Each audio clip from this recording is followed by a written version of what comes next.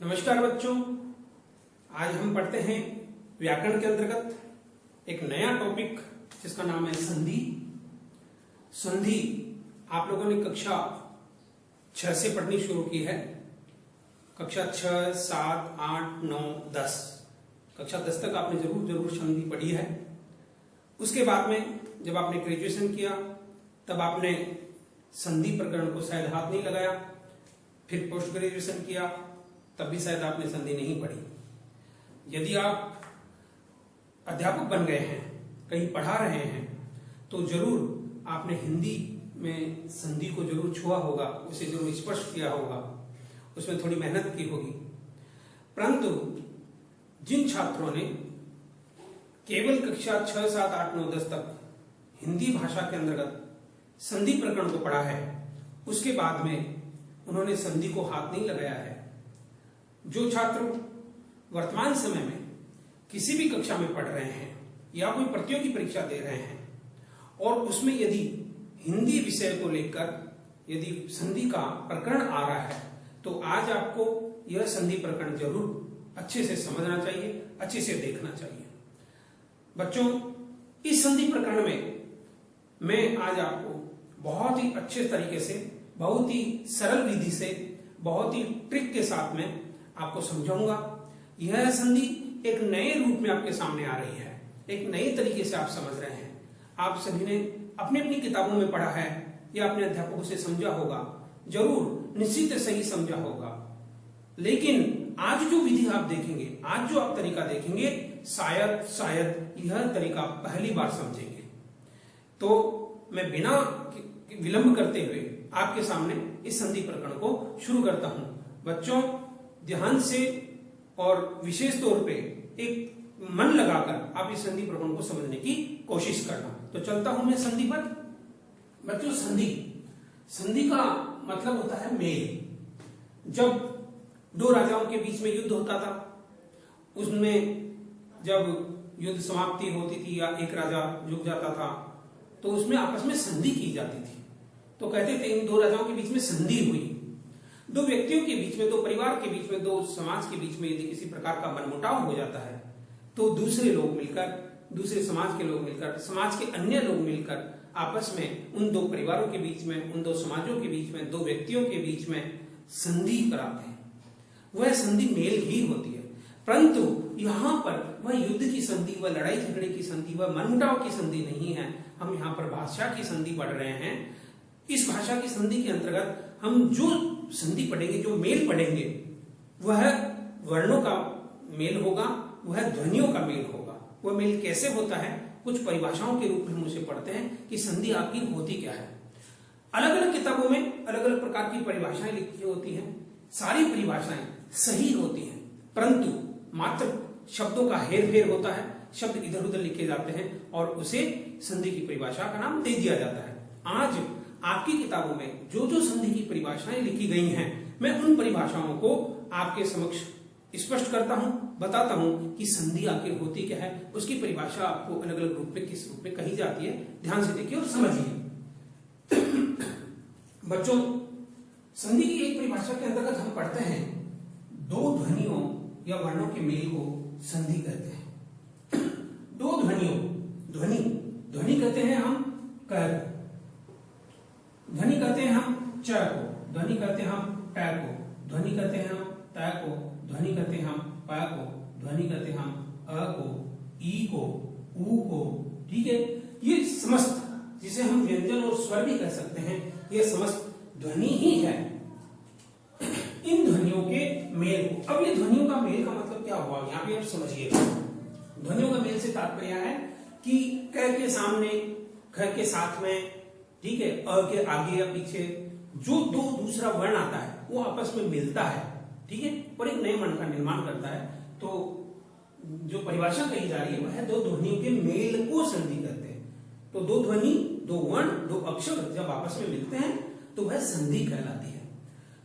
एक परिभाषा और है आपके समक्ष, दो ध्वनियों के मेल से उत्पन्न विकार को ध्यान दीजिएगा, दो ध्वनियों के मेल से उत्पन्न विकार को,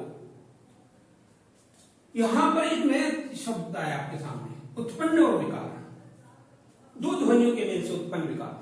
अब देखिएगा, दो ध्वनियों का जो मेल होता है आपस में, उससे जो विकार उत्पन्न हुआ, विकार उत्पन्न कैसे हुआ, एक उदाहरण के रूप में आपने को समझाता हूं, आपने पहले भी उसके बारे में पढ़ा। जैसे किताबों में लिखा होता है अ या, यानी अ और अ मिलकर आ बनता है। तो देखो, दो ध्वनि, एक ध्वनि और एक ध्वनि मिलकर एक विकार उत्पन्न हुआ, एक विकृति उत्पन्न हुई, एक नया शब्द, नया अक्षर का निर्माण हुआ। तो ये विकार है। जैसे व्यंजन संधि में हम पढ़ते हैं कि क, इसके आगे की जो परिस्थिति है, कि कोई स्वर हो या किसी वर्ग का तीसरा, चौथा, पांचवा दूसरा अक्षर ऐसा हो, तो क का क्या बन जाता है, ग बन जाता है। देखो, इधर का कुछ नहीं बिगड़ा, लेकिन इधर क का ग बन गया, इधर से नहीं मिला, यहाँ दोनों मिले, लेकिन ये कोई भी नहीं मिला, तो एक ये विकार उत्पन्न हुआ, इसे हम विकार कहते हैं। यह आवश्यक नहीं कि सामने वाले, लेकिन इस क ने जो अपना रूप बदला, वो इसके मेल से, इसके कारण, इसको देखकर अपना इसने रूप बदल लिया, अपना रंग बदल लिया इसने, तो ये विकार उत्पन्न होना कहते हैं इसे। अब देखिएगा बच्चों, तीसरी जो परिभाषा है यहाँ पर, वो क्या कहती है, बाधा से रहित वर्णों के मेल से होने वाले परिवर्तन को, बाधा से रहित, समझिएगा इस परिभाषा को, सारी परिभाषाएं एक ही है, सारी परिभाषाएं सही हैं, लेकिन जो परिभाषाओं को कहने का जो तरीका है वह मैं आज आपको स्पष्ट कर रहा हूं। बाधा से रहित वर्णों के मेल से होने वाले परिवर्तन को, अब बाधा से रहित कैसे, जैसे मैंने कहा था अ, इसको कह दो आप धन कह दो, प्लस कह दो, जमा कह दो, ठीक है, के बाद अ हो तो दोनों को मिलाकर क्या होता है, आ होता है। अब यहाँ पे कोई बाधा नहीं थी, व्याकरण के अंतर्गत यहाँ पर कोई बाधा नहीं हुई, अ के सामने अ आया, दोनों के बीच में आपसी सहमति हुई और दोनों ने अपना एक नया रूप गढ़ लिया, बना लिया, और वह हो गया आ। कोई बाधा नहीं, किसी की बाधा नहीं। ई ने आके डिस्टर्ब नहीं किया उसको कि तुम आ मत बनो, ऊ ने आके डिस्टर्ब नहीं किया कि तुम आ मत बनो।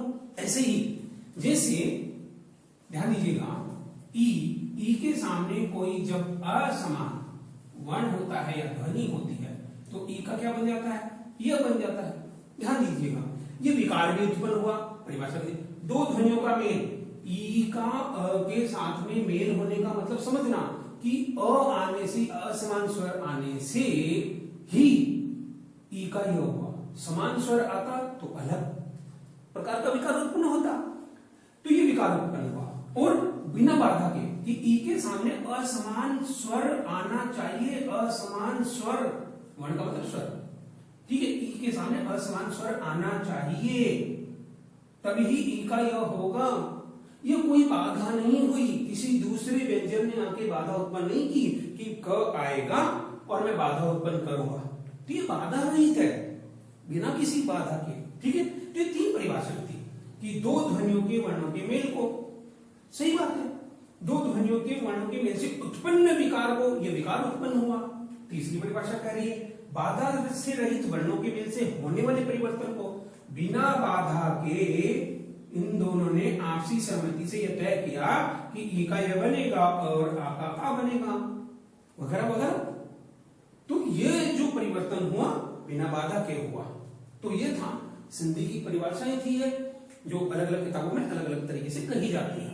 बच्चों अब देखिएगा कि विच्छेद, संधि तो हो गया मेल, अब विच्छेद क्या होता है वो समझिएगा आप इसको। विच्छेद है कि संधि के नियमों के अनुसार, संधि के नियमों के अनुसार मिले हुए वर्णों का अलग अलग करके पहले जैसी स्थिति में लाना ही संधि विच्छेद है। मिले हुए वर्ण, मान लीजिए मैंने लिखा परोपकार, यह संधि था, यह संधि पद था।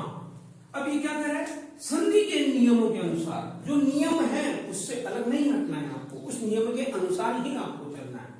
तो नियम यह कहता है कि, ध्यान दीजिएगा, नियम यह कहता है जब अ के बाद उ हो तो दोनों को मिलाकर ओ हो जाता है। तो ये जो नियम था, इस नियम को लाना, और पहले जैसी स्थिति में वापस लाकर दे देना, ये संधि विच्छेद है। इससे बना संधि, और ये जो नियम वापिस मैंने इसको वापिस ये नियम वापिस दे दिया तो यह विच्छेद हो गया। तो ये थी परिभाषा विच्छेद की, कि विच्छेद कैसे होता है और संधि कैसे होती है।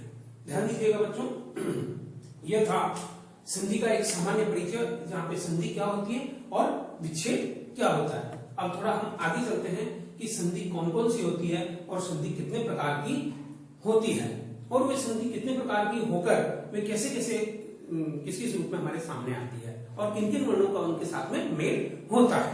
देखिएगा बच्चों, हमें संधि को समझने के लिए उसकी गहनता को, उसकी गूढ़ता को हमें समझना जरूरी है। अब देखिएगा बच्चों, संधि के जो प्रकार हैं, पहला है संधि का प्रकार। ध्यान दीजिएगा बच्चों,